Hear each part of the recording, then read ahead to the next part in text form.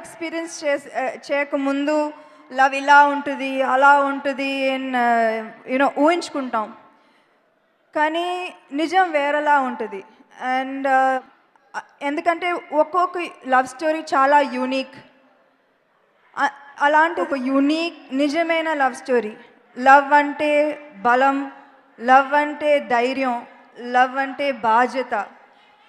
So I believe that ఏమాయ చేసేవే మనం తర్వాత. అందుకే శివ గారికి నా మనస్ఫూర్తిగా ధన్యవాదాలు చెప్పాలి. పెళ్ళి అయిన తర్వాత నేను అనుకున్నాను, ఈ ప్రేమ గురించి ఎందుకు ఎవరు సినిమాల్లో ఎందుకు చూపించలేదు అనిపించేటప్పుడు శివ గారు నాకు ఈ కథ చెప్పారు. సో మా ఆయన గురించి నేనే చెప్తే బాగోదు, కానీ ఏప్రిల్ 5 తర్వాత మీరు చెప్తారు.